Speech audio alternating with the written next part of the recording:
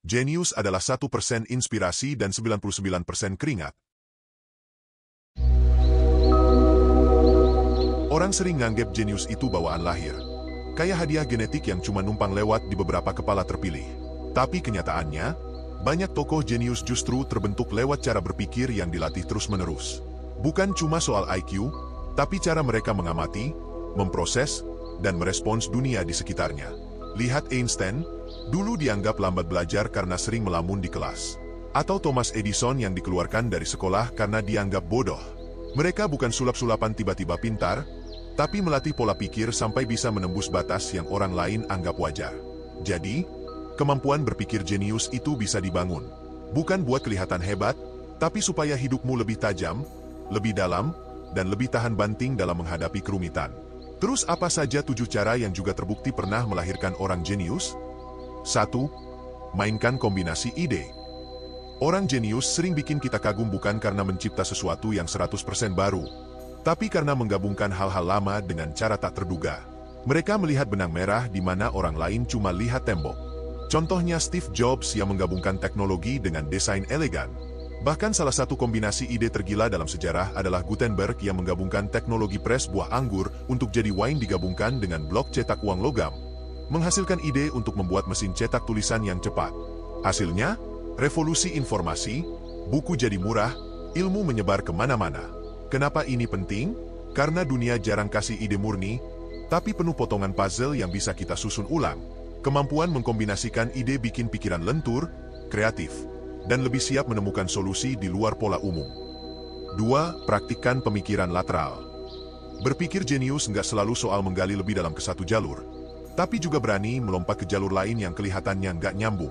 Ini yang disebut pemikiran lateral, cara memecahkan masalah lewat pendekatan tak biasa. Banyak inovasi muncul dari orang yang nanya, bagaimana kalau kita coba cara yang nggak lazim? Contohnya Edward de Bono terkenal dengan latihan seperti random entry.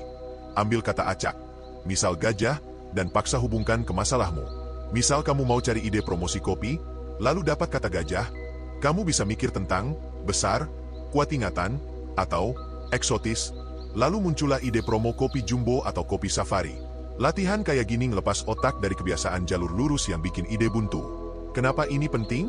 Karena solusi terbaik kadang tersembunyi di sudut yang gak kelihatan kalau kita cuma mikir cara yang sama berulang-ulang. 3. Buat catatan liar. Orang jenius nggak cuma mikir hebat di kepala, tapi juga rajin menuangkannya di luar kepala. Mereka tahu ide gampang lewat kalau nggak dicatat.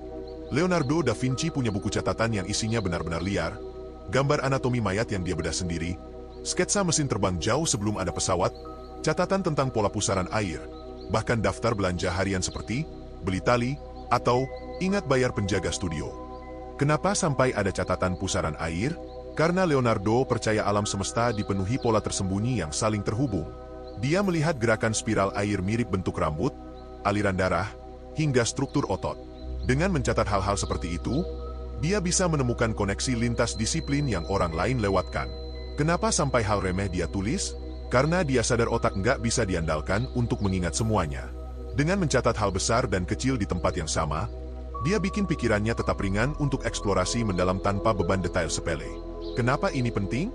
Karena menulis membebaskan pikiran dari beban mengingat, membuka ruang untuk eksplorasi lebih jauh, dan bikin ide-ide saling terhubung. Bahkan ide yang kelihatan konyol hari ini bisa jadi cikal bakal inovasi besar besok. 4. Pelihara rasa penasaran. Orang-orang jenius hampir selalu punya satu kesamaan, rasa ingin tahu yang gak pernah padam.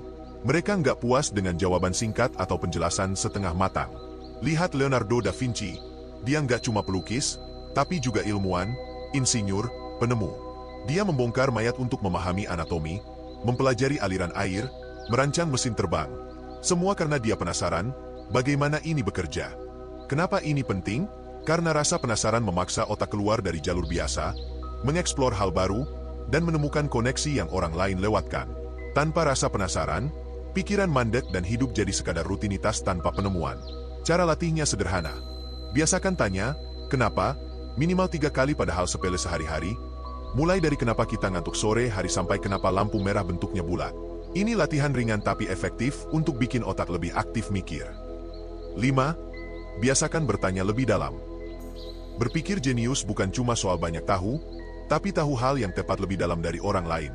Banyak orang berhenti di permukaan karena puas dengan jawaban cepat. Orang jenius malah gali lagi, kenapa bisa begitu? Apa yang belum aku pahami di sini? Contohnya Feynman, fisikawan yang terkenal jago menjelaskan hal rumit karena dia nggak pernah puas sampai benar-benar ngerti dari dasarnya. Kenapa ini penting? Karena dunia penuh detail yang sering diabaikan, padahal di sanalah letak inovasi dan pemahaman sejati. Cara latihannya, coba ajarkan topik simpel ke anak kecil. Kalau mereka bilang, nggak ngerti, itu sinyal kamu harus gali lebih dalam sampai bisa jelasin dengan bahasa yang lebih sederhana dan jernih. 6. Diskusi dengan cara ngeyel. Berpikir jenius nggak tumbuh di ruang sempit, tempat semua orang setuju dan saling mengangguk. Justru ide cemerlang sering lahir dari debat, pertanyaan kritis, atau sudut pandang yang benar-benar asing. Orang seperti Socrates terkenal bikin orang mikir lewat dialog tajam yang kadang bikin kesal. Misalnya dia tanya, apa itu keadilan?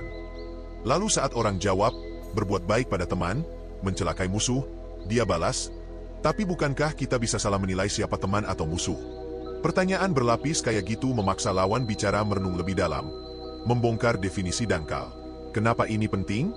Karena sudut pandang berbeda memaksa otakmu memeriksa ulang asumsi, menemukan kelemahan argumen sendiri, dan memperluas cara memandang masalah. Tanpa itu, pikiran mandek dalam kebiasaan yang nyaman tapi dangkal. 7. Beri ruang untuk bosan dan diam. Orang sering salah sangka, otak kreatif harus terus aktif, penuh stimulasi, multitasking. Padahal kadang ide terbaik muncul justru saat kita berhenti mengisi kepala. Banyak ilmuwan dan penulis dapat pencerahan saat jalan santai, mandi, atau bengong menatap langit. Contohnya Agatha Christie, penulis misteri legendaris, yang bilang dia sering dapat ide cerita sambil mencuci piring.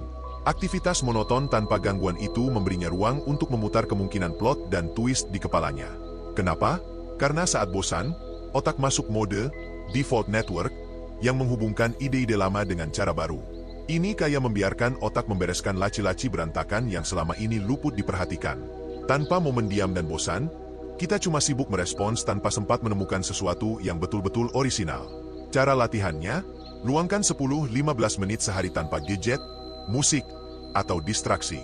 Duduk atau jalan pelan sambil biarkan pikiran mengembara. Awalnya nggak nyaman, tapi disitulah benih-benih ide unik sering tumbuh. Kesimpulan, jenius bukan sekadar label buat orang dengan IQ tinggi atau bakat bawaan yang bikin minder. Itu lebih seperti kebiasaan sehari-hari yang bisa dilatih, mulai dari rasa penasaran, menggabungkan ide nyeleneh, bertanya lebih dalam, sampai berani debat dengan orang yang nggak setuju. Sejarah penuh contoh orang yang dianggap aneh atau sulit dimengerti, tapi justru merombak cara dunia berpikir. Jadi kalau mau melatih pikiranmu jadi lebih tajam, fleksibel, dan kreatif, jangan tunggu diakui jenius dulu. Mulai saja dari cara-cara ini, pelan-pelan tapi konsisten. Karena pada akhirnya, berpikir jenius bukan soal lahir dengan otak emas, tapi berani membentuknya setiap hari.